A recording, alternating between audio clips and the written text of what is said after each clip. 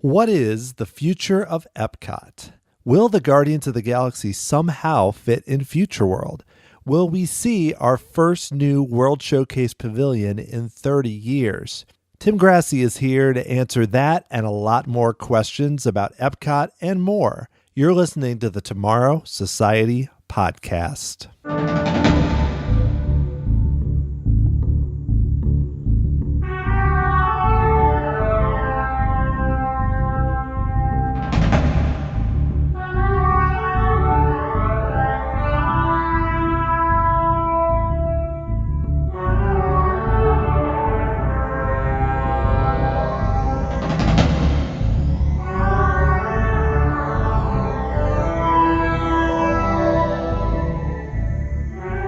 Thanks so much for joining me here on episode 38 of the Tomorrow Society podcast. I am your host, Dan Heaton. It's a crazy time right now for Disney and their theme parks.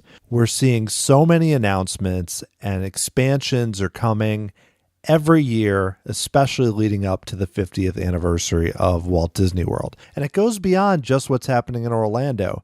I recorded this interview with Tim Grassey about a week ago on February 21st. And since that point, Disney has announced a multi-billion-dollar expansion at the Disney Studios in Paris involving Marvel, Frozen, Star Wars. It's super ambitious. That shows you just how quickly things are happening right now in terms of announcements and what's going to be coming in the next few years. Expansion in general is a great thing. It shows that Disney believes that the industry is vital and can grow. It's a good sign for the industry on the whole. And intellectual properties aren't always a bad thing. We've seen, like with Pandora at the Animal Kingdom, that it's possible to create a really cool, immersive land that doesn't feel so locked in with the IP. And that brings me to Epcot, because I feel like it's a little more challenging with that park than with something like the Hollywood Studios. You have a theme that was put in place in 1982 that was brilliant, and there have been updates over the years. Some have been amazing.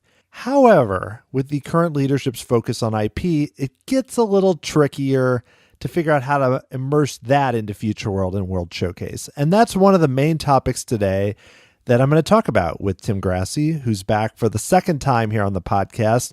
And this is sort of a sequel to his first appearance when we talked about our ideas for fixing Epcot. That was more of a blue sky discussion. It was before D23. Now we know a lot more information. Some of it is exciting, some not so much. So we're going to talk through a lot of that news, plus look a bit at Pandora and what Disney's been able to do to succeed there and how that might be a good model for what's going to happen at Epcot. So it's a long interview. We had a lot to talk about. I think you're going to enjoy it. So I'm not going to waste any more time here with this introduction. Let's get right to my conversation with Tim Grassey.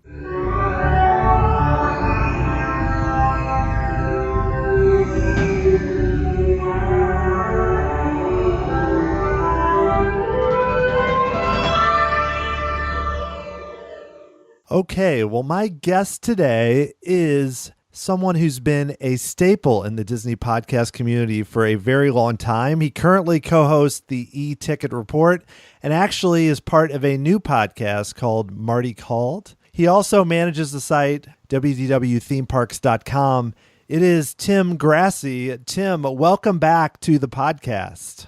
Dan, thanks for having me back. I didn't get you anything. I hope you didn't get me anything, but I don't know how many two-time guests you've had here.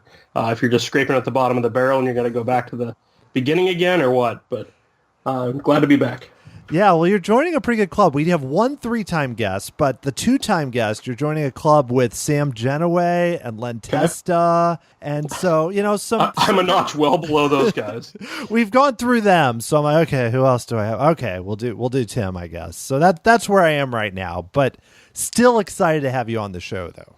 There's that really the only memorable line from like the second most recent Muppets movie, Muppets Most Wanted, where it's, you know, there's you, there's me, spacebar, spacebar, spacebar, spacebar, then there's me. So that's about where I am behind Sam and Len. So glad to be in their company, I guess. Yeah, well, you know, I appreciate you coming on the show. I know a year ago we talked about some ideas for fixing Epcot or, redesigning it. And so a little bit later, we're going to talk about kind of where we stand now and how Disney, of course, has taken none of those ideas, but they've announced a lot. So, and, there's rumors flying around. So we'll dive into all that. But first, I wanted to talk a little bit about your new podcast, which you released an episode, I think, a week or two ago. The podcast called Marty Called. How did that come together? How did the podcast get started? So, in part out of laziness, but the real idea behind it, Josh, Fenton, and I, known on the podcast as the Sultan of Saki, he and I had wanted to do something about Imagineering for a while, where we saw that we're not going to be hired by Imagineering. We recognize that, but it doesn't mean that we don't have the creative outlet or need for that creative outlet. He, a lawyer, me, an accountant, not exactly creative people, but we'd like to think that we are. And if we're 1/100th of the ability of a average Imagineer, then so be it. But we wanted to do it, and we wanted to do it with an analytical approach. And I talked to Josh about it because he does have some artistic ability, of which I have none. So we were looking at, all right, maybe we could come up with ride concepts, and he would come up with concept art, and we'd have story treatments and everything like that. And we talked about this for off and on for the better part of a year, and the end result was this is way too much work for what we want to do. What's the laziest possible way to do this? And the answer to that was a podcast. So we kind of restructured it where we would have a blue sky session. And that's the very first episode that we did. We did a blue sky session for something that I think everybody recognizes is needed, and that's an update to Carousel of Progress. And we kind of spitballed, all right, what's the bare minimum we could do? What's kind of a mid-range solution? And what is a high-end money is no object solution? And we kind of tossed out the high and the low and settled on redoing Carousel of Progress, redoing the final scene, cutting one of the earlier scenes, and putting in a 1980s scene as well. So the next episode of Marty Called, the plan is to have a listener-created dialogue for a new 1980s scene and a new future scene, as well as a new introductory scene. Actually, we're going to bump up the 1900s to 1920s. We're going to kind of combine that into a single scene around 1910s, where you're going to see a lot of similarities. But it was just seeing what makes Carousel of Progress a specific attraction, a good attraction. What do we like about it, and then how do we bring it into today and look towards the future? But that was just the single approach to a single attraction. The idea is kind of rooted in a lot of different areas that we feel need to be improved, and it's kind of the root of this discussion with Epcot, where fans have ideas, and it doesn't necessarily mean they're all good, but we decided to create an outlet for those ideas, and it might not just be Josh, Gary, and myself. It might be other listeners that have an idea. We might do things down the road where we say, pitch us a new attraction for Epcot, and we have listeners come on, we listen to their pitches, or vice versa, where we pitch to listeners. And its focus is going to be on the concept of Imagineering and what it means to be an Imagineer and what it means to be a show writer and designer and everything like that. And we're hoping that different niche within the niche that is the Disney fan community will separate us from the other news and rumors and those types of shows. And not that there's anything wrong with that. That's exactly what the e-ticket report is. But I just didn't want to do another show that was the same thing, the same noise. So trying to come up with a different angle to a Disney podcast. Yeah, and I think it works out well. And it definitely falls into my area of interest because, like you said, there are so many good news podcasts or rumor podcasts, the Disney Dish, right, or what you guys do in the e-ticket report. There's so many, and they're all great, but there's only so much news to cover. And I think what you guys kind of grasp is it's like how Disney fans, when they, are out at a bar or wherever at home, are bouncing ideas off themselves. What I like about what you guys do is it's really easy to say, okay, we're going to move Carousel of Progress. We're going to reconstruct Horizons. We're going to change Journey to Imagination. We're just going to go through the list and we're just going to knock it out. What I like is you guys kind of get there, but there does seem to be this kind of, okay, we got to be a little more realistic. I mean, I don't expect Disney to even do anything with Carousel of Progress, because when I do think about it, it makes me sad that they don't. But if they do, I do think you guys are kind of zoning in. So I like that because it at least takes into account the fact that they are not going to spend $3 billion on Carousel of Progress. I'll give you some examples of kind of what we're doing, and I may be stepping on the toes of episode 2 of Marty Called here. I wrote a script, and Josh and Gary reviewed it and made some changes for a 1910 scene, and that's largely the same, or largely familiar to what you'd remember from the current Carousel of Progress. But the interesting one, I think, is one that I'm working on now, which is a 1980s scene. And some of the things that we did is we just looked around, all right, what's pop culture in 1980s? And we talked about that on the show. But then how do we integrate that into the construct of that 4-minute presentation that you have in Carousel of Progress, where if you look at Carousel of Progress as it is now, for the first 3 scenes, you have the father kind of giving an introduction, a rundown of like where you are in history, and then he interacts with family members through the 4 different the 2 different dioramas, but 4 different displays as they rotate. And then it was, all right, what can we hit on? So one that I wrote up that I think we're not going to do, and that's why I'm saying it, is another grandma and grandpa in front of the television scene, where now you have a VCR. Now you can record and watch any movie that you want. This is in the 1980s now. But grandma wants to watch Michael Jordan on TV. So instead of watching basketball, grandma's a big Michael Jordan fan. So it was something like that we kind of wrote up. And then we looked at it and saying, all right, if we're doing that, then that's too similar to what we're already doing. So let's have grandma do something else. And kind of playing around with these characters that you don't really know that well, but you know enough to say, all right, what can they do that's a little bit out there? So Gary Hall has been kind of throwing around a lot of the more out there ideas, but for the 80s, that's a lot of what the 80s are. So we've been talking about, all right, who's going to have a mullet? Who's going to have feathered hair? And we're like, all right, that's a little bit too extreme for John, but could Uncle Orville have a mullet? Is that really that far-fetched? So that was probably half an hour before we started the conversation. I posed that question to them, and we're now kind of like going back and forth. Can Uncle Orville have a mullet? I don't know if those are conversations that take place when they're trying to design an attraction, or if I'm sure that there's been conversations internally at Disney about how do you redo Carousel of Progress. But it's kind of just an amusing thought. To Gary's dismay, maybe Uncle Orville isn't listening to Slayer while has his mullet, but the question is, like, what type of haircuts would the family have in the 80s? And if you want to be representative of an 80s family, there's probably going to be somebody with a mullet. It was kind of an interesting look at it, and we'll see where it all ends up. But it's been an interesting process, and I know that Carousel of Progress is something that is kind of held near and dear to my heart and Gary's heart and Josh's heart. I think we can find similar projects throughout Disney World where it'd be fun to just kind of spitball these things. And I know that I'd love to be a fly on the wall in a Blue Sky Imagineering meeting, but we're now having those, and we don't necessarily have the effect on the actual change, but we can at least have those theoretical discussions, which in itself is interesting to me. Yeah, no, I think there's still, even given what Disney's done, there's still some places where you can do that. I mean, Journey to Imagination. I mean, my goodness, The Living Seas. I mean, just at Epcot, there's a few, The Descent of Spaceship Earth. I mean, there's a lot of things you could do right away off the top of my head. And do you have any ideas, or I don't know if you want to spoil what you're thinking about for down the road?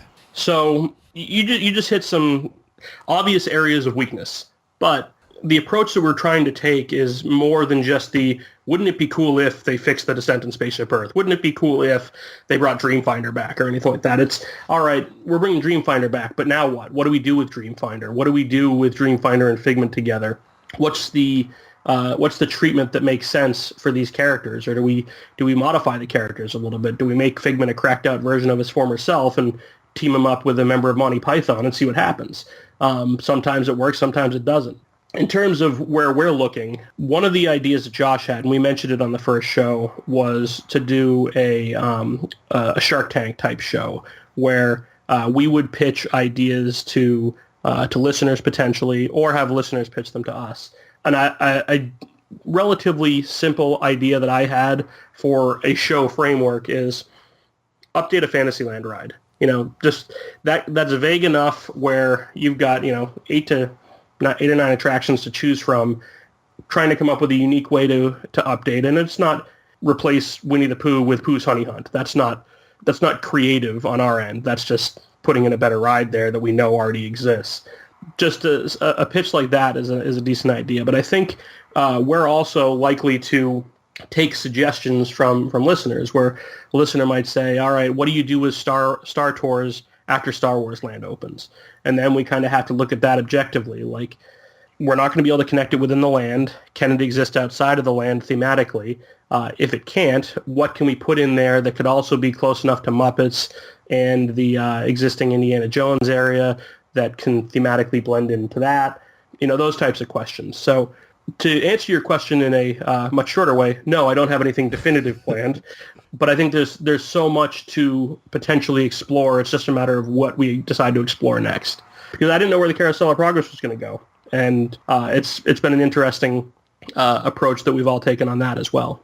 Wow. Yeah, I feel like I'm going to stop us just because, I could have made the main topic of this just, hey, let's talk about some ideas, but I know that's your podcast. I don't want to jump on your toes there. So, but I'm excited to see what you guys come up with down the road and hopefully maybe participate a little bit. I have to think about that Fantasyland kind of idea if that was it, but I think there's so much potential, especially in the Disney World Fantasyland, to do some different things there and fun things. So, yeah.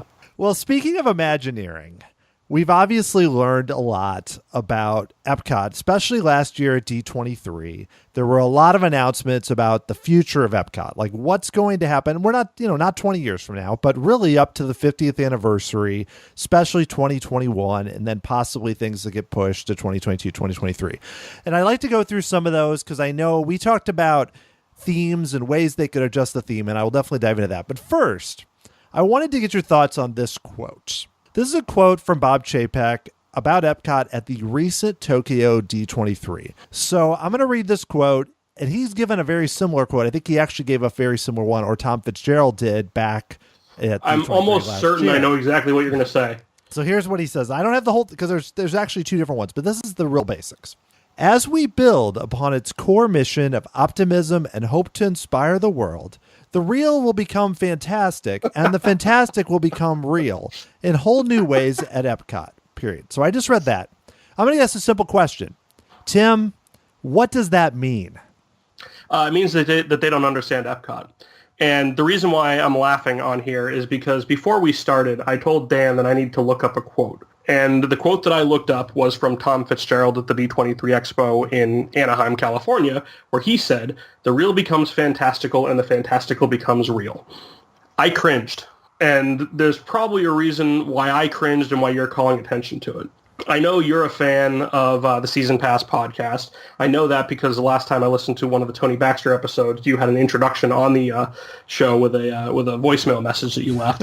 Yes, but I did. They do a great job of interviews with, I think they're up to 8 or 9 now, with Tony Baxter and then Tom Morris. And Tony Baxter, in one of the earlier ones, was talking, the context was understanding where to place attractions and where to place intellectual property attractions. And he used Indiana Jones as a theory, or as an example, where there are treatments for the story for Indiana Jones that could place it pretty much in every park around the world. But in doing this explanation, he kind of explained the simple approaches to a Magic Kingdom attraction versus an Epcot attraction, and it was that a Magic Kingdom attraction is where the fantastical becomes real, and an Epcot attraction is where the real becomes fantastical. He might not have used those tenses of the words, but it was basically that premise. And when they put them together in Epcot, that to me it directly contradicted what Tony Baxter said, and I 100% bought Tony Baxter's original impression of Epcot. And Tom Fitzgerald was right there with him as Epcot was being created, and I cringed. I cringed while listening to it when I heard it in last summer.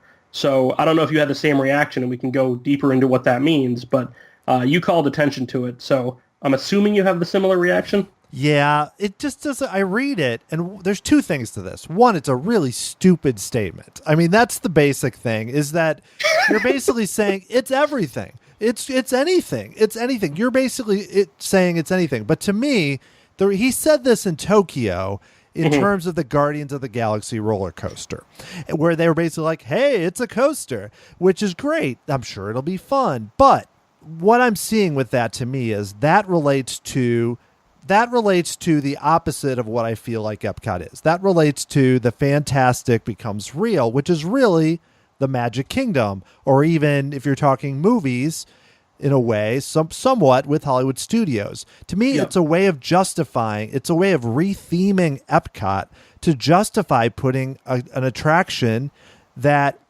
could be anywhere. I mean, it could be in the Hollywood Studios. It could be in the Magic Kingdom.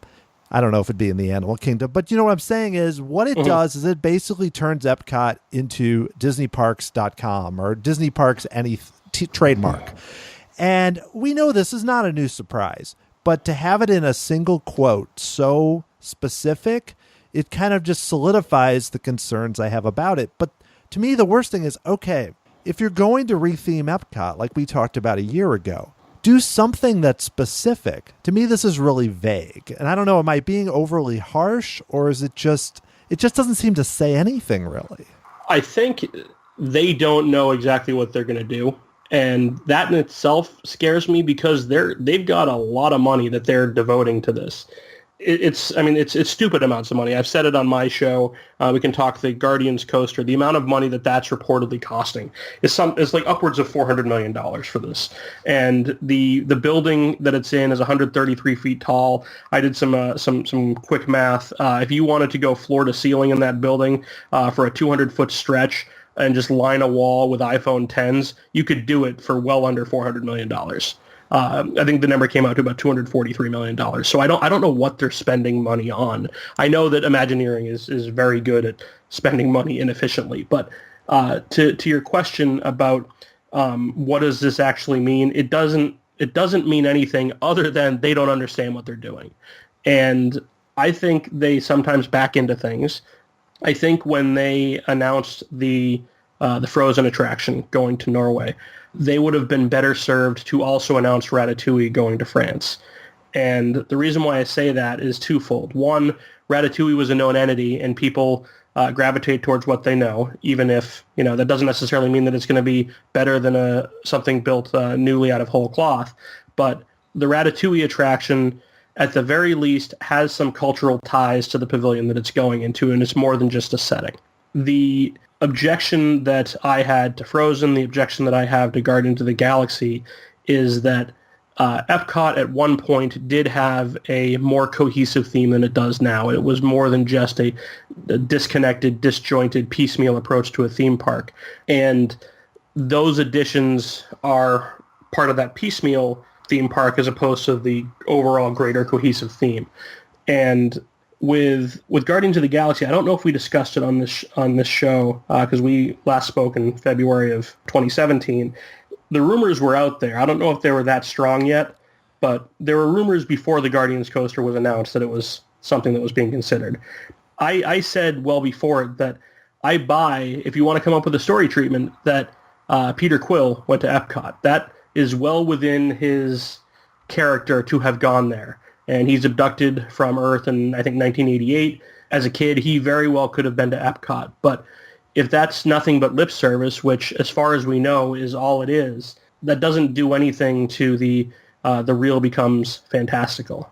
And what that actually means, and I think that's a better question, like what did original Epcot actually mean, is you take a concept like transportation and you say, all right, what's the evolution of transportation? Then what did we think transportation was going to be like in the future as of the 50s? And then what do we see the future of it today? And that sort of thing. You extrapolate from what reality is and make it seem like a fantasy. I think Soarin' does a pretty good job of that, where you take real landscapes and kind of embellish them a little bit. And that fits in Epcot right now.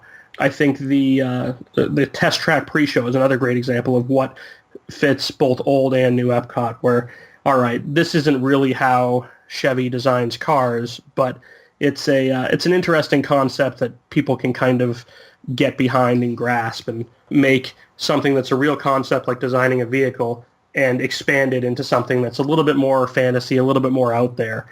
And those are the types of things that I'd like to see more of. I don't know definitively how Guardians of the Galaxy is going to shake out, but I fear that it's going to be like Frozen, where this is just a landing spot for where they wanted to put this attraction. It doesn't necessarily make sense to the overall rest of the theme park. Yeah, and that's the thing. I hate to immediately be skeptical of an attraction that's going to open in 3 years. But, I mean, we've seen enough through, various concept art and even the information that can be gleaned through. I mean, it's through rumors, but some information is kind of known.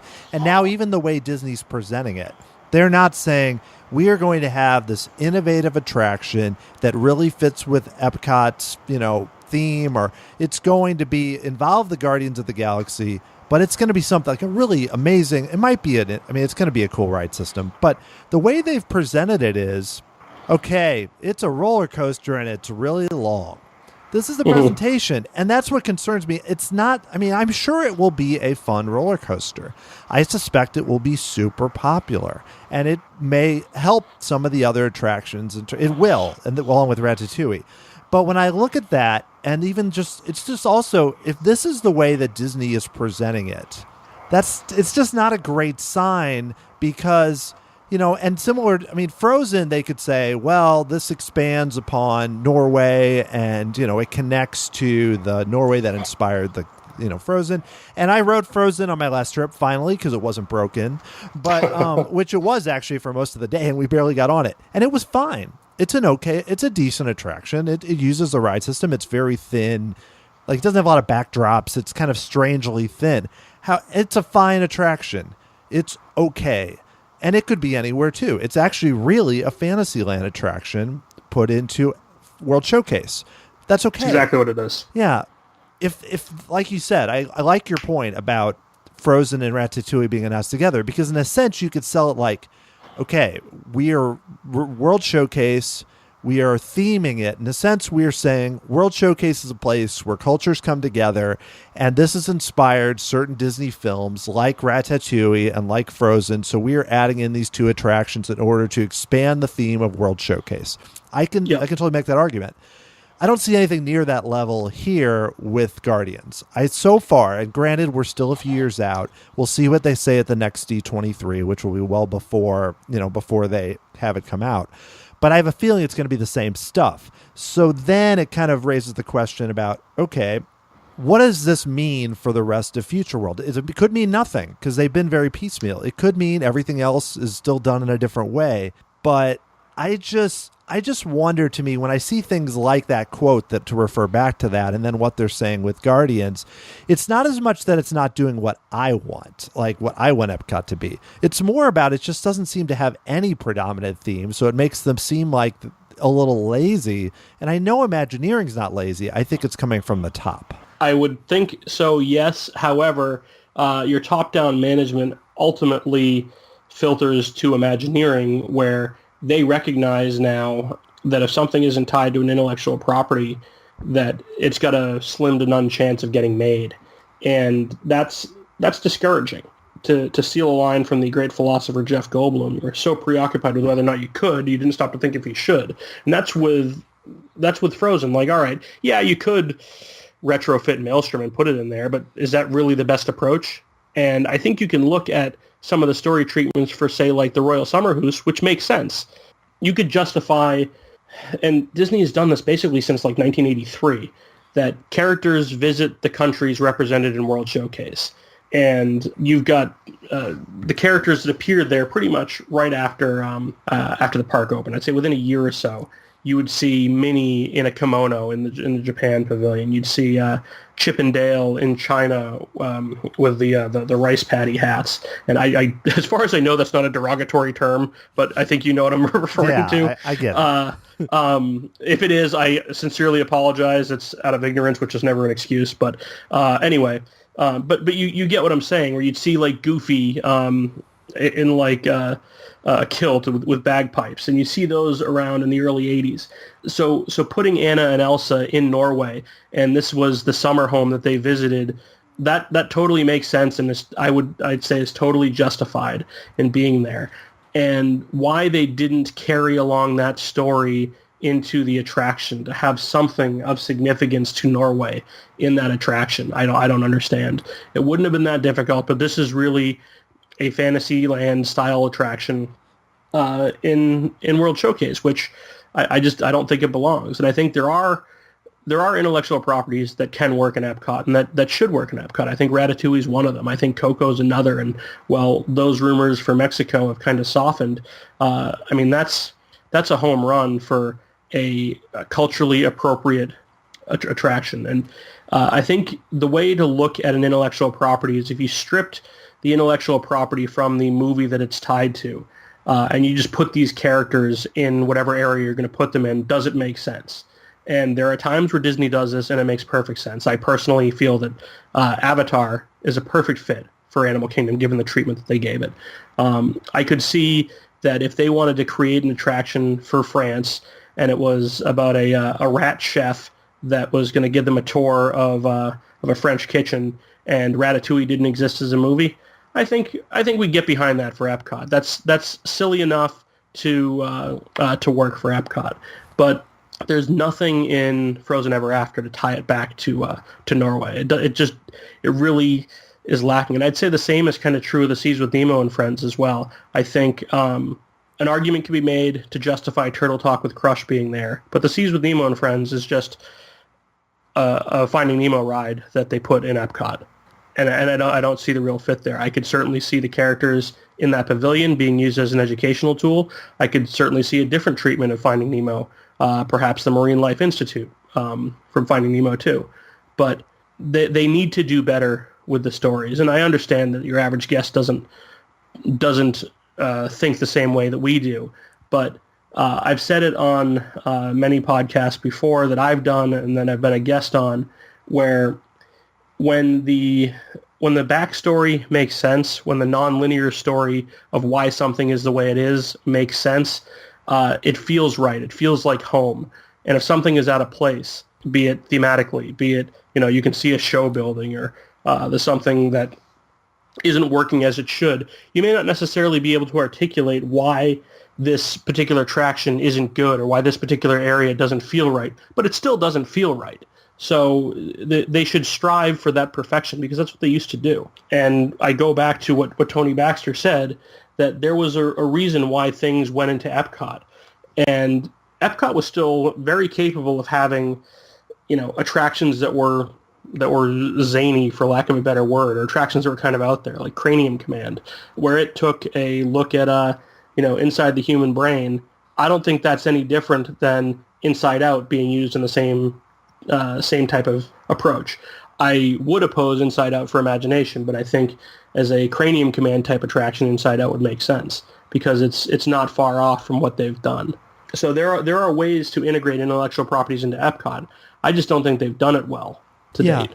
And a lot has to do with originality, but you bring up a really good point because it's the idea, it's not exactly the same because we're inside the attraction, but like the architecture of reassurance idea. Mm-hmm. But basically you come out of Frozen, and I'm not just talking about me as the 42-year-old man. I took my two young daughters who've seen Frozen many times. They're 8 and 4. And they liked it. They thought it was fine. But when they talk about Disney World, they don't talk about that attraction. They talk about, they went on Test Track or Pirates or, the kind of classic attractions that really, even Seven Dwarfs Mine Train, that seemed to really grab them as something unique or something that really stood out as being distinctive. That they talk more about Figment than about that attraction, which is, I don't want to get into that, but I will say that in a way it's like they can sense it, and they're kids that are the target audience, especially between 4 and 8, I think a target audience for that film, at least in terms of, and older obviously, but it just tells you make a good point about Nemo too. It's kind of a similar thing where you're in there and you go into this building and it's like, wow, this building looks like it's going to be cool. And you go in and then you kind of go in this dark ride and it's like, okay, and you get at the end with the aquarium is cool. But again, it's kind of feels out of place. And that's where, when we walked into the Mexico Pavilion with Coco, and I said, you walk in and you just say, we had seen Coco maybe a month earlier. And I was like, this fits. You don't even have to, they could do so many different things, and they have the little Coco, still exhibit right in the front there, and it feels totally natural to be there. It's it's not even, it doesn't feel weird. So granted, it's too bad that I know it did pretty well worldwide and was a critical favorite. It's probably going to win a lot, probably win the Oscar. It's too bad that it didn't do just a little bit better at the box office in the US. I think it's a original property and they haven't done as well with that. But it's hearing that they've kind of cooled the rumors. It makes me a little sad because I feel like something like that, if done really well in conjunction with them putting in Ratatouille, it could show, okay, here's how you can do something, and I'm making assumptions they would do it well, but here's things that really fit in World Showcase, and if you have to do IPs, let's do it at this level. And that's where, and not just to pick on Frozen, but that's where I feel like they have to be careful with Epcot because, I mean, they've really, there's some things coming up that still seem to connect, and we'll get into those in a minute. But I'm going to read one more quick quote for you here, which is, it's from the Disney Parks blog, but I think I've heard Chapek say it, but they didn't quote him directly. And they basically said, okay, we're looking to make Epcot more family, more relevant, and more timeless. Now, does a Guardians of the Galaxy coaster, relevant? You don't have to ask the question. Yeah, no. Relevant, okay. It's new. Timeless, even more family. Does that really fit at all? Does that make sense? So here is one theory that I've heard on this, is that space, the Guardians of the Galaxy attraction, will be set up in such a way that, yes, you'll have the coaster framework, and the coaster itself will likely remain unchanged, but the theme of that space can change with regularity, and regularity by Disney standards. So every 10 to 15 years, they can cycle out the new, latest, and greatest intellectual property. Whether that holds true, whether that's just more than speculation, I don't know. But when you look at the truly timeless attractions outside of Fantasyland, what is tied to an intellectual property?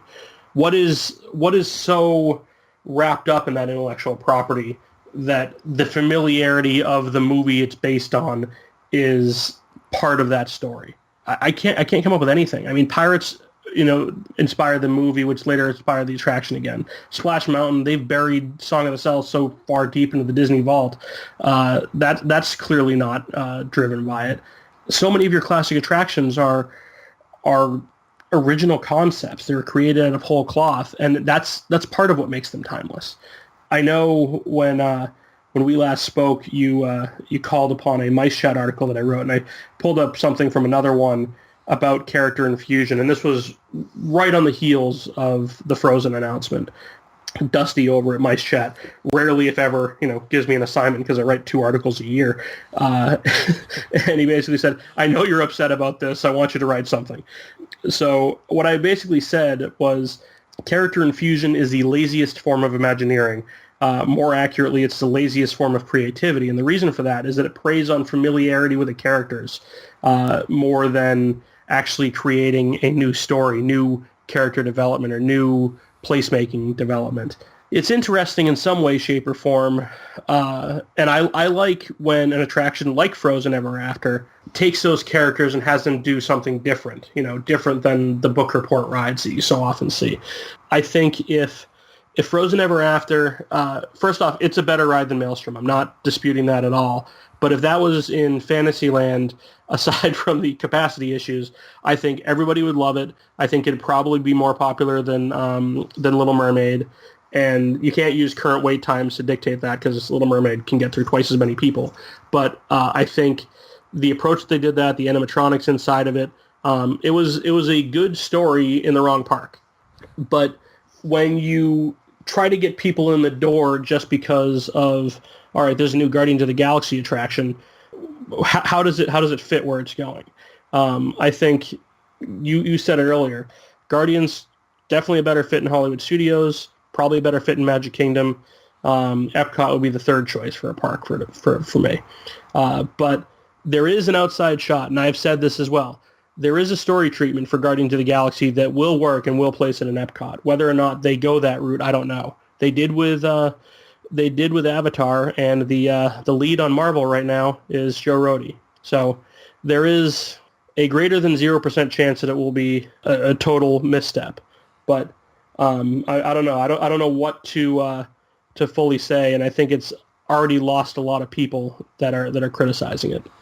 Yeah, We shall see. it's interesting. And to clarify, I mean, I'm not to you, but to the audience. I know I sound pretty negative, but I want this attraction to be amazing. It's not like I'm saying Disney, you should change your mind because somehow if you, I think they should. Yeah. Well, you know what I'm saying? I know they're not. I'm being a realist here. But okay, if there's $400 million, if you're going to spend that kind of money, it needs to be Harry Potter and the Forbidden Journey, including the queue. And I don't think that even cost $450 million, though I know it cost a lot. I think it was 200 or something like that. It's been a few years, so money things cost more. But it needs to be something so transcendent that people come out of it going, holy cow. Another thing about Harry Potter, that holds like 3,000 people an hour. So that attraction benefits in that way. And I don't know, I haven't heard anything about the Guardians' capacity, but recent trends have indicated that Disney is not creating super high capacity e-ticket rides. So my thought is a roller coaster, it's probably not going to be super high. But so I hope they do well, though. I just hope that they surprise us, like you said, and they take it to another level. But I want to flip this a bit because there are a few things coming to Epcot, at least, that I'm more excited about, at least rumors. All of them have not been announced. And I wanted to ask you your thoughts on possible pavilion for Brazil, which I know we've seen rumors on your site about this. It's come up from Jim Hill, especially given now that they've closed the Circle of Life in order to move that performing arts area, which would strongly indicate that they are going to put a country in there. Now, I'm excited about this for a lot of reasons, but one, just because we haven't seen a new country in 30 years. And it also, to me, kind of fits with Epcot. When it started, the idea was we're going to add more countries, and then they've had a lot of close calls. I mean, do you think this is going to happen, and does it excite you that it might? It definitely excites me that it might. And I'll admit, I'm not the world's the biggest fan of World Showcase. I was going to say the world's biggest World Showcase fan. And that's not to say that I think that it's bad by any means. It's that I am part of the problem here, where I walk through World Showcase. I go a couple of times a year, and I'll walk through World Showcase, maybe go inside a pavilion if it's got a new exhibit. But I am very much of the go from ride to ride mentality. And while World Showcase, especially during the festivals that are going on 75% of the year, does offer the chance to kind of lounge through it, I think there are parts of it that have become stale. And adding new life into World Showcase, be it in the form of Ratatouille or, as I hate to admit it, in the form of Frozen, it is a good thing in some way, shape, or form. But adding something that definitely belongs, a new country to World Showcase, definitely has me intrigued. Now, with Brazil, I don't know what they're going to do because there's some potential controversy there. Do you put in the Christ the Redeemer statue?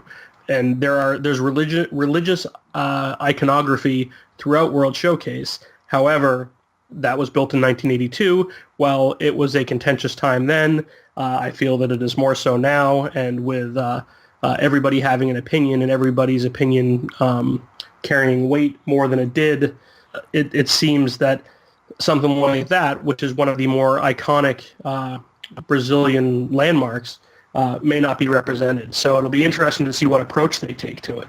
As somebody that likes meat on a stick, I would be very, very much a fan of a Brazilian steakhouse.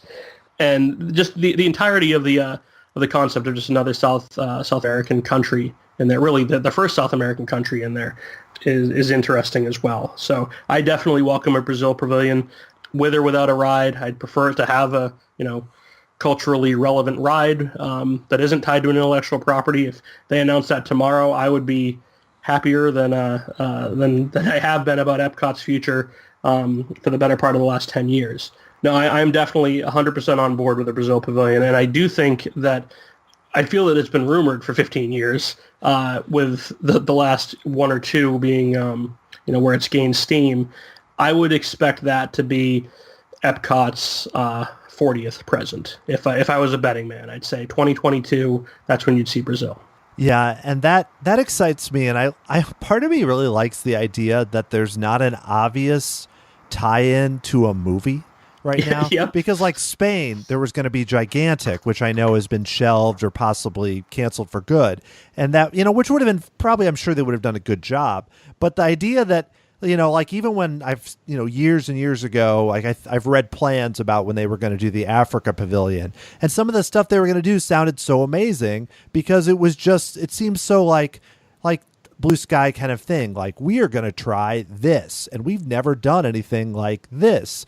And that's what I would hope they would do. And obviously the super all-you-can-eat meat restaurant or something that they would do there would probably be very popular. But I just hope they go through with it, because I know there's so many considerations. You bring up a good point about controversy. You've seen rightfully or not, what has happened with the Hall of Presidents. I'm not going to get into politics, but obviously, it's tricky for them. I didn't think Hall of Presidents would ever open again. And I was, in a certain way, was kind of sort of okay with that. But I don't want to go down that tangent. Did you I know you mentioned it, you're not trying to get political. Did you happen to see it on your recent trip or no? I didn't. I mean, we were going on a family trip with the kids, and I was kind of like, kind of trying to escape from a lot of the news for a few days. So my thought was, we're not, but I was curious. I would still like to see it because I've heard some of the things they've done with the audio and the presentation is really cool. And I am curious about how the animatronic actually looks compared to the pictures I've seen, which, oh my God. But I couldn't go through with it because I was like, it's everything is in the news so much. And I don't think it's a shock to say that he's not my favorite person in the world. So I will just say that I didn't go see it. Now, have you seen it? I'm curious. I know we're going on a tangent, but I think it's interesting. Have you seen it? I did see it. Purely objectively, the face sculpt for Trump is bad. There's no way around it. The face sculpt is bad. The animatronic itself is very impressive, everything but the face. They have mannerisms pretty much down as much as an animatronic can, and the new video screen and audio updates are phenomenal. I haven't seen the new American Adventure in person, but if it's anything like what they did at Hall of Presidents, these are necessary updates that bring those attractions into the 21st century for what, for many people, are kind of, once every 5-year attractions. They did as good a job as they could with everything but Donald Trump's face. So I think it's certainly worth seeing, regardless of your opinions of the current administration. And I think that should always be the case for an attraction like that. Regardless of your opinions of the administration, the president that speaks is not making a political statement. They are talking about the office of the presidency, and that is different than their political views. Yeah, well, I'm glad to see that they are doing a good job in terms of rehabbing overall, not the animatronic, but rehabbing things like the American Adventure and Hall of Presidents, because there have been stretches of time where even you sometimes still see it now where animatronics are breaking, or, the TV was off. I was so happy the TV in Spaceship Earth was actually back on with the Apollo mission when we went the last time. So it's good to see them doing that. To zoom back into Epcot a little bit, I haven't heard anything about the China film since D23. I haven't seen any rumors about them redoing it. They said they're going to have this new film.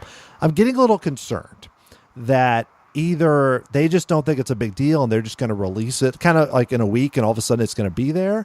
Or should I be concerned, do you think, that they're going to scrap it because, they've made other announcements. I mean, we saw with the theater in Main Street that may not happen. Could they get rid of it?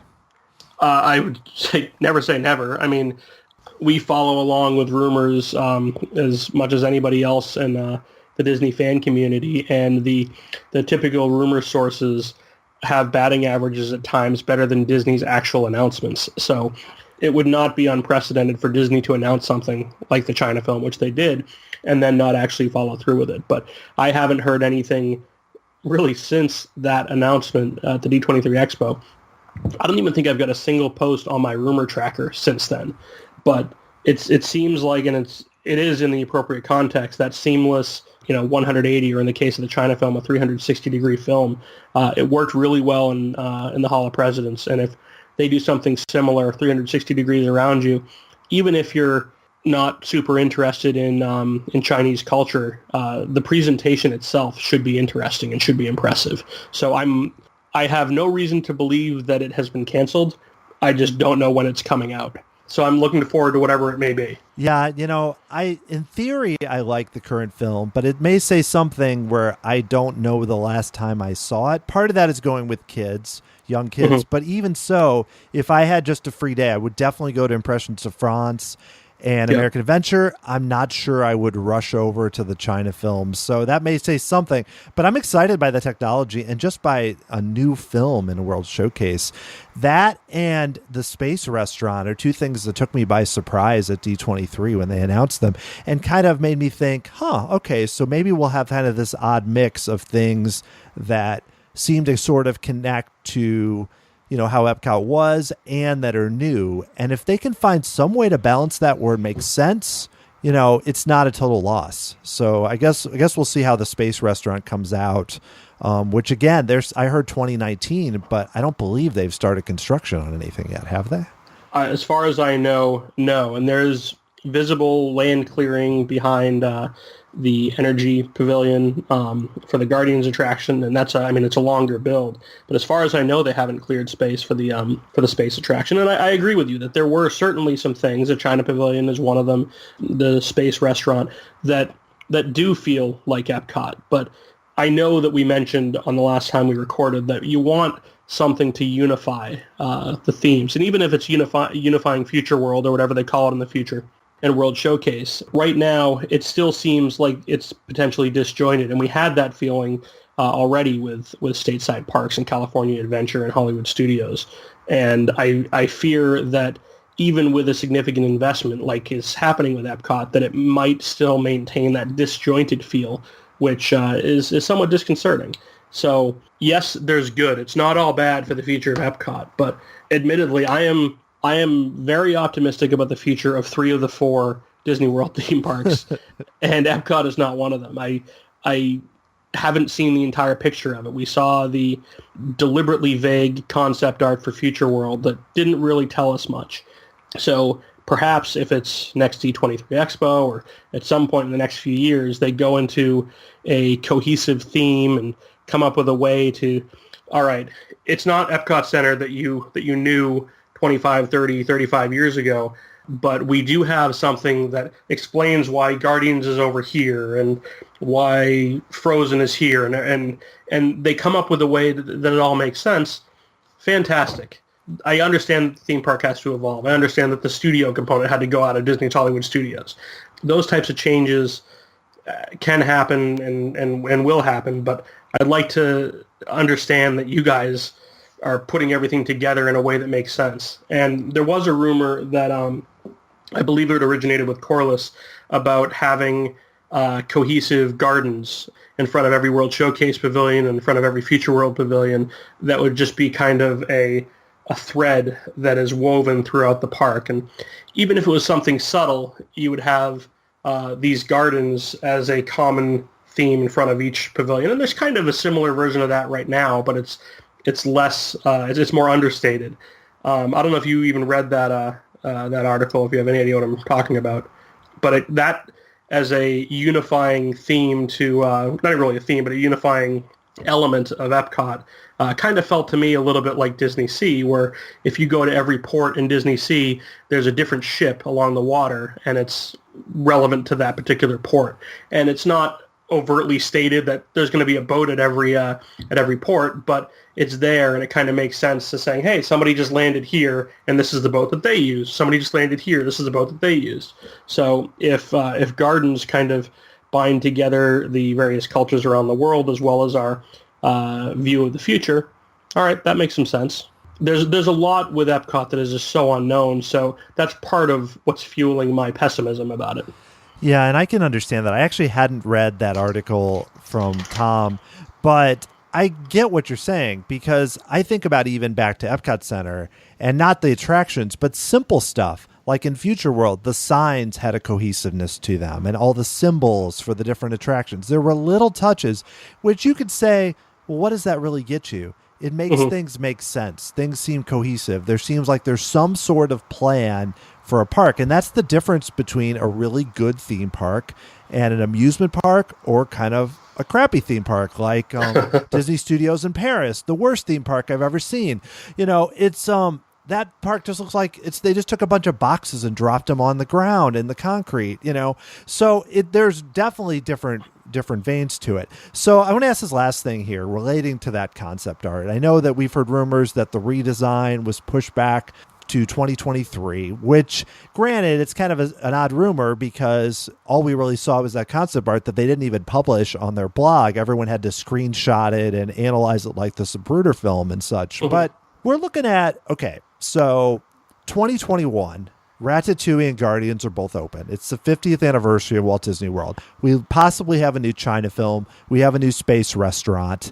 Maybe we have, a year after, we have Brazil.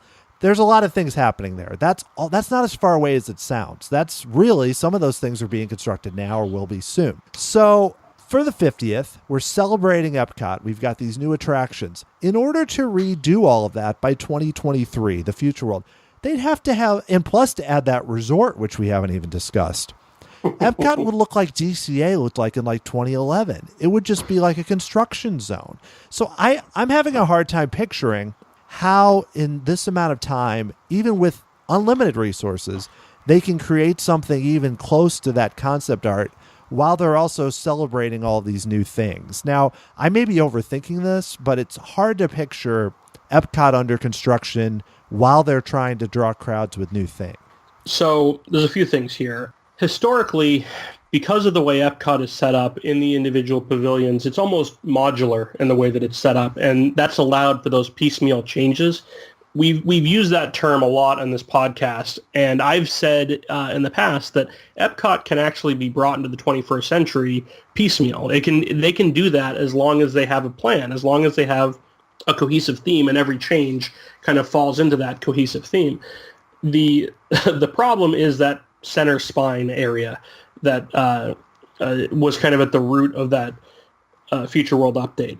So that in itself would certainly make it DCA-like, where you had walls basically right at the front entrance. And I could certainly see that you might have to have a long kind of horseshoe-shaped Future World, as that center area behind Spaceship Earth is just closed for future updates. But I think, given the size of that space, that they can do a lot of that in sections and do it over a few year period. If they're not putting any actual attractions there and they're putting greenery and landscaping and, shops and whatnot, that doesn't take as long to build as a roller coaster. That doesn't take as long to build as, a trackless ride or anything like that.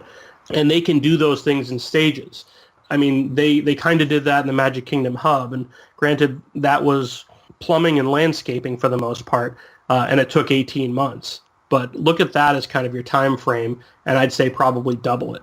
So if you want to redo that center spine area of Future World, it's going to have to be done in sections, and if there's any actual moving parts to it, then it's going to be that much more complex. But I don't think that it's going to be as problematic just from the layout of Epcot as DCA was. I think they can get around that.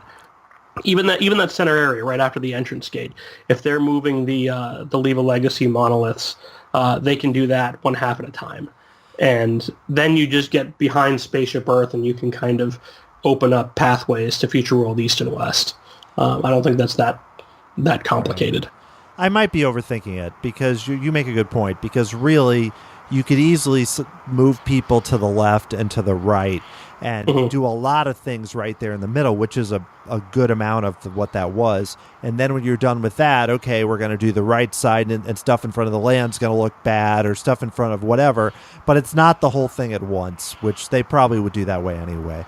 So I'm excited about where I think Epcot could go in that vein, more because I like that they are trying to do something. It may be the wrong thing, but it is better than just coming up with, okay, we got festivals forever, and that's really what we're doing, and I'm going to be riding Seas with Nemo in 25 years, if I'm still here. Speaking of things that have changed, Pandora, I finally went to Pandora, the World of Avatar, in January, so I feel like this is a perfect time to talk about it, because I know you've been there multiple times and have had plenty to say about it. And I want to use this as an example of several things we've talked about in this podcast. One, putting an intellectual property into a park and not making it seem weird, not making it so tied into the intellectual property, and somehow putting in a land that by all means probably shouldn't work and fitting it in the park. And I know you referenced it earlier, but for me, and I want to give my quick little reaction here to Pandora after being there.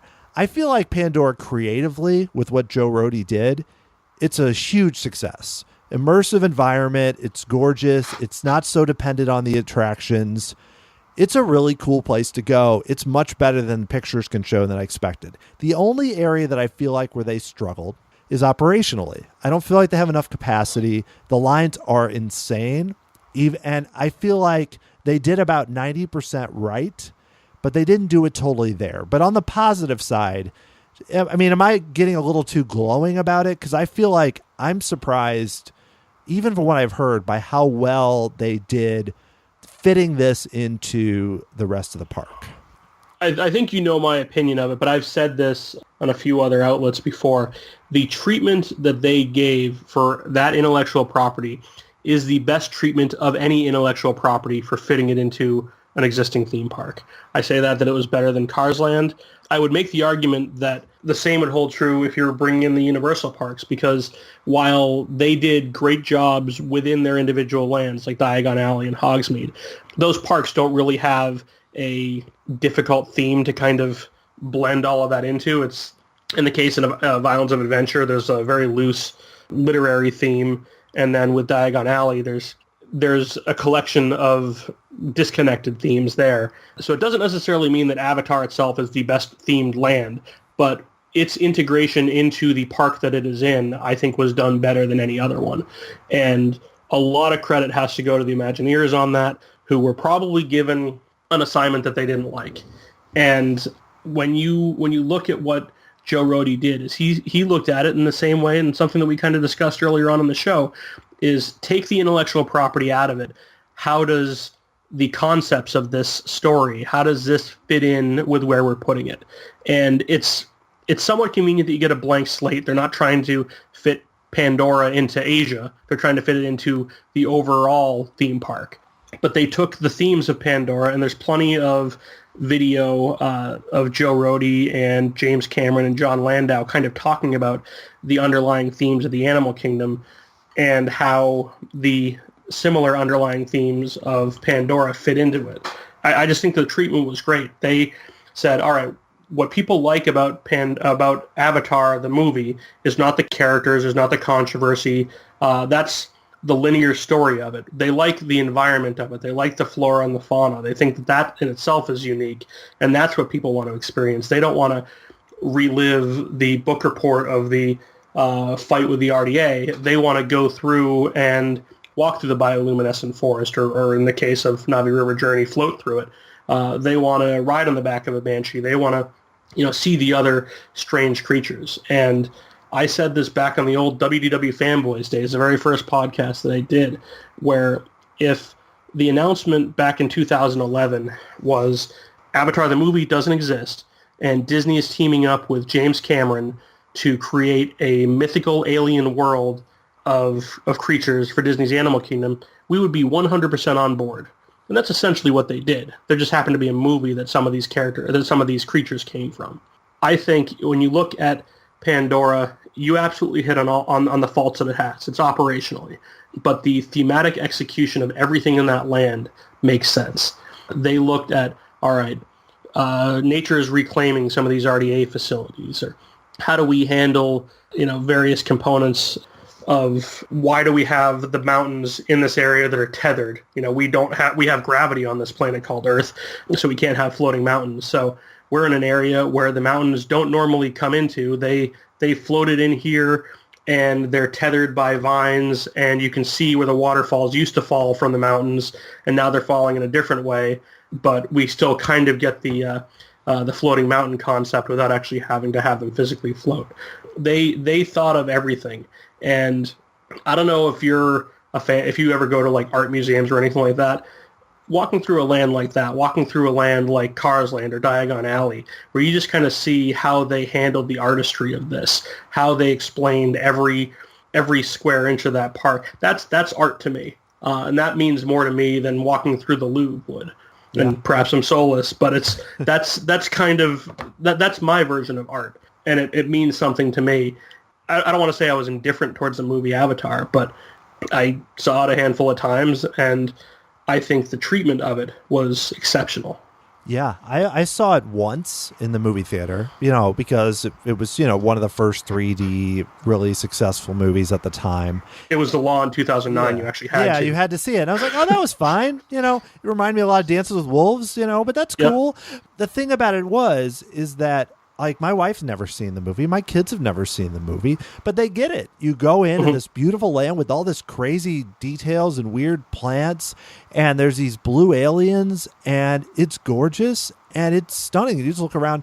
I mean, it's one of those things where I go in there, and when you hear the promotional speak, that's like, and I even say this as somebody who didn't go on Flight of Passage because I was there with young kids and I just didn't feel like splitting us up on our first day. And, we'd never been there, which I know is very successful and many people love it. So I'm saying this mostly I rode Navi River Journey, which I enjoyed with a fast pass, but I'm mostly saying this as somebody who just walked through and went back there at night.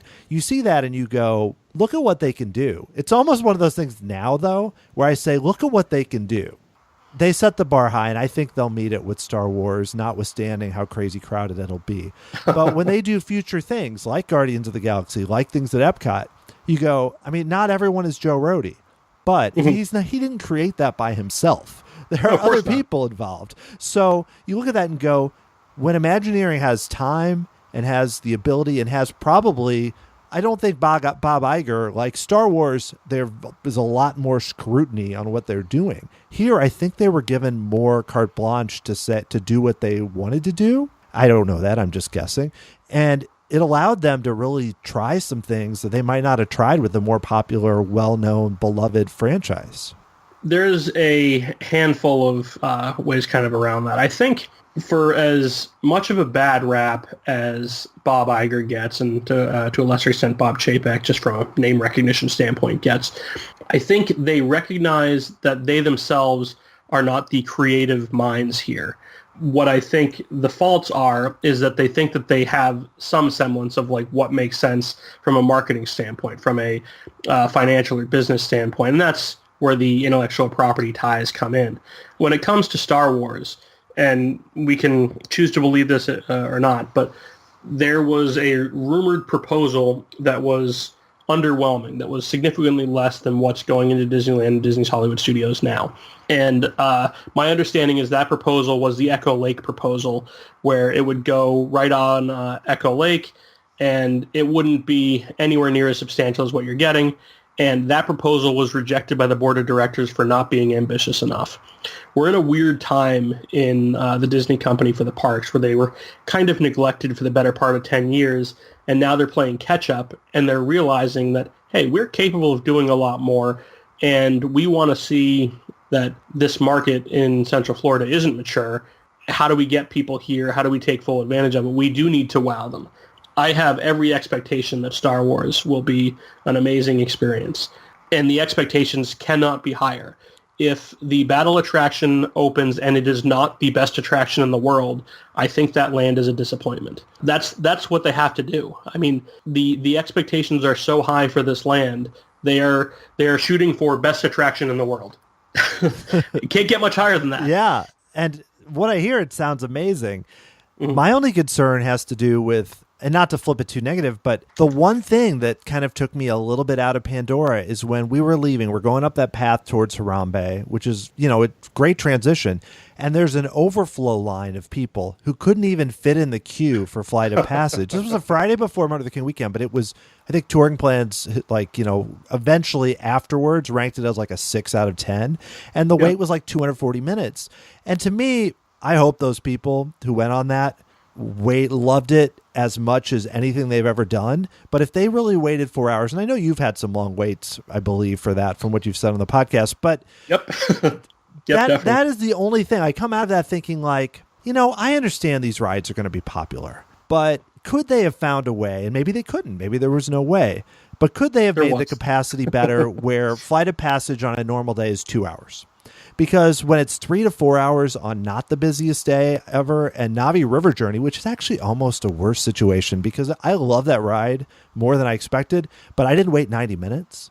And if I had waited 90 minutes for a 4-minute ride, it might have been different. So, this is more about, I think that's, they're not going to build another attraction. That's kind of it.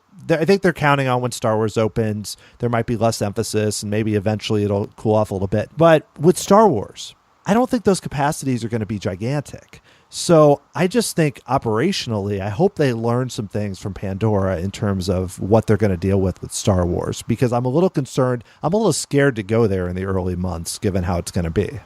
So to your question about capacity in Pandora, I've talked about this ad nauseum because it is a significant fault of that land.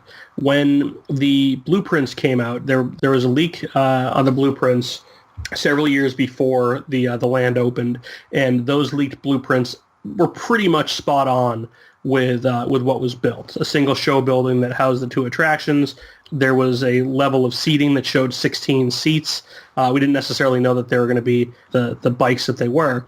But when those blueprints came out, I wrote something up about them where basically I said capacity will be similar to Soarin', assuming I think I said 7 to 8 minute cycle time. And to your listeners that don't know what that means, Soarin' as a ride is 4.5 minutes, but that doesn't mean that you get on, that a new group gets on Soarin' every 4.5 minutes. It takes time to load and unload it, and that's the cycle time. So the length of the Flight of Passage video and the length of a Soarin' video, I'm almost certain are within seconds of one another, right around 4.5 minutes. But Soarin', you sit on a bench and you put a seatbelt on. The setup for that, not that difficult. There's no learning curve to sit down and put a seatbelt on for most people. The learning curve to get on the ride vehicles for Flight of Passage is significant. The seating is a little bit strange, and while sometimes they can get people through in 7 to 8 minutes, you need to get 48 people comfortably seated on these seats in an efficient amount of time, and it's just harder to do when you've got more moving parts there. They should have anticipated this, because I anticipated this by looking at the blueprints, and I don't work for them. I can barely read a blueprint, and I can do basic math. It took me 45 seconds in an Excel spreadsheet to figure out what this was going to be, and they could have anticipated that, hey, it might take a little bit longer if these seats are different than Soarin'. The easy answer is build more theaters. Now, where those can go, I don't know, but if this gets built elsewhere, I would be shocked if they build it with only four theaters for Flight of Passage. I think the Navi River Journey, let's call it a problem for capacity, I think that will ultimately die down, where it'll probably be more of like an hour-long wait. Frozen Ever After's capacity issues are still there, but they're not as bad as they were that first summer. We're still less than a year of Avatar's existence, and I think, as you said, when Star Wars opens, when more things are pulling people out of the Animal Kingdom and over to Hollywood Studios and Magic Kingdom and Epcot, when new attractions open over there, I think that's going to thin the herd out at the Animal Kingdom for Navi River Journey at least. But Flight of Passage is the lowest capacity e-ticket in the world for anything that Disney has built, and it's not even close. I think Test Track might be the next one up, and that's probably like $1,300 to $1,400 an hour. In a good hour, the Flight of Passage gets 1,100 or 1,200 guests through there, and that's too insignificant. Yeah, that's not enough. I mean, really, you really need like double that. But I know that's not possible, but you at least need to be 1.5 times that. You need to be at 1,800 or so just to not have crazy lines. And but I agree with you about Navi River Journey. And also, we're already sort of seeing with Frozen, where when I went, I think, though it was closed a lot, it was 60, 70 minutes. When they open those other attractions there, Ratatouille and Guardians, Frozen's not going to have any issues with time and with lines, I have a feeling. I mean, so I think that's more of a testament to how the attractions are going. But this does raise my final question here about the Animal Kingdom. Well, it's kind of a long question, but every time I go, it's more of like a long treatise, and then I'll ask a question at the end. So the Animal Kingdom to me, every time I go, I like more. And it's Pandora helps a lot, but I especially like it at night. The Tree of Life Awakening from the Asia side with no people is incredible. I like Rivers of Light more than most, but we could go down that road for a while. But my point is, I feel like the Animal Kingdom is about 92% there. If they could remove Chester and Hester and add, and we've heard rumors about this, there's possibly an e-ticket attraction, possibly Indiana Jones, which could fit there. If they could remove Chester and Hester, possibly put in something, not the Indiana Jones coaster from Paris, something better, and still leave Dinosaur and somehow merge that together in some way and really have another big draw on that side of the park, I feel like that park would be, that would complete, I would never say complete because things can always change. There's a Yeti, there's other things, but that would make that park, basically you have 4 spots. You have Indiana Jones and Dinosaur, you have Everest, you have the Safari, and you have Pandora. You spread people out. It's themed well. You have nighttime entertainment. To me, I think the park is so close, and I know this probably wouldn't happen for 5-6 years.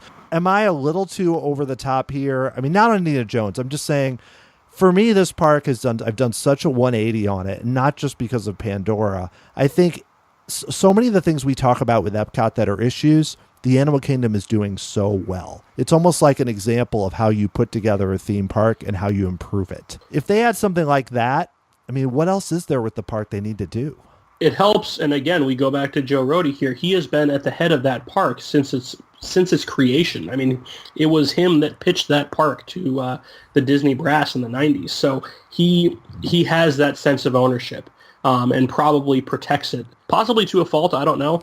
But when you were there, and I know you didn't get on Flight of Passage, but for me, I felt this way, that the west side of that park it's heavily weighted to the west side of that park, your Africa and your Pandora side. Pandora has dramatically shifted it over there, but yeah. The park is very spread out. And we were there with my parents, my brother, my wife, and I in January, just after you had left. I heard when you were going, and I decided to go a couple days later. I understand. We had a couple of times where it's just my brother and I that went over to Expedition Everest, and then we met everybody back over at Pandora. That's a good 15 to 20 minute walk. I understand your sentiment about putting something in Dinosaur. I think that it needs a little bit more, and animal exhibits would more than satisfy this requirement, but it needs a little bit more on those longer stretches between areas. You talked about the overflow queue between Pandora and Harambe. Animal exhibits along there, or even a small attraction along there. That's what I think would help round out that park, because its big anchors on the 4 corners of the park, and adding another one into Dino-Rama or Dino-Land would further cement that anchor.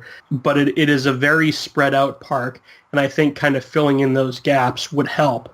But having said that, that's a little bit difficult to do when so much of that park is the environment around you. And if you clear out some of that foliage in favor of an attraction, then it loses some of its luster. So I don't know what the answer is, but I also haven't seen too many missteps in that park other than Chester and Hester's. But I'm with you in that I would love to see that area updated, if not gutted entirely and replaced with something new. I'm not opposed to Indiana Jones there. I don't think it's a perfect fit, but I also think that there is precedent for them fitting a intellectual property like Indiana Jones into that area and doing it appropriately. I could see the live-action Jungle Book being part of a re-theme of Cali River Rapids, and if they wanted to extend it, even better. I have no idea how difficult it is to extend a rapid ride. This is kind of getting into the "wouldn't it be cool if" category yes, that I try to avoid on the Marty Called podcast. I'm far less worried about the future of the Animal Kingdom, because as of today, it's under the hands of its original lead creator. So I trust that he would do right by that park. And yes, it's not perfect, but for me, it's my favorite park. It's my favorite park in the world. Wow. I think they do quite a bit well there. And while there are parks that are equally as well themed, that have a little bit more substance, for whatever reason, the Animal Kingdom just kind of feels like home to me more than any of the other ones do. Yeah, it's grown on me a lot. And we've had the last 2 trips we've taken, my favorite day has been at the Animal Kingdom, which I would not have guessed, 10 years ago or something. So that shows they're doing a lot right. The atmosphere has just been great. I've had my nephews say the same thing too, where they said, we wish we had more time in the Animal Kingdom. This predated Pandora. When we talk about the not being able to articulate what feels right, there's so much in the Animal Kingdom that is just done seamlessly and perfectly. Like, I've never been to an African village, but I know that this is what an African village feels like. Yeah. The idealized version of it. So. Well, great. Well, I know, Tim, I think you are going to win the prize for longest Tomorrow Society podcast to date. So I think we're going to blow away the last one, which was the last longest, which was like 20 minutes shorter. But I felt like we had a lot to cover. So it's been great having you on the show. So I know you're involved with a lot of different things online. So if people want to hear you talk more or look at if this hasn't been enough, yeah, where can they go? If you think that I'm long-winded on this, I encourage you to go back to previous episodes of the e-ticket report, perhaps when I visited Japan and talked about that for 3 hours.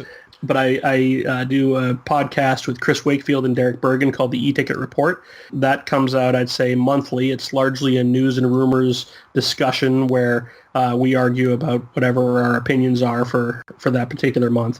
The Marty Called podcast just debuted. That is with Josh Fenton and Gary Hall. We're looking for another episode of that where we kind of conclude our fixes for Carousel of Progress, and I would expect that hopefully in early March.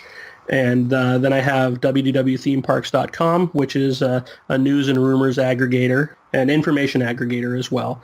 So if you want to experience the Hall of Presidents and all of its written glory, which is the best way to experience the Hall of Presidents. Yes. There's a full write-up of the new Hall of Presidents there, a purely analytical write-up of it, where it's not saying this is good, this is bad. It's just what it is, as well as many other attractions as well.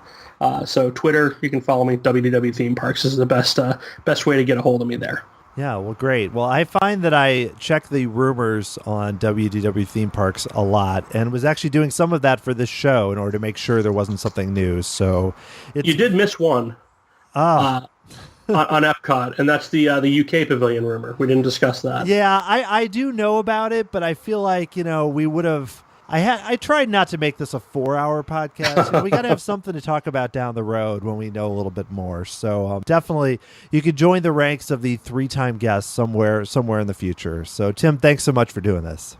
Thank you for having me, Dan.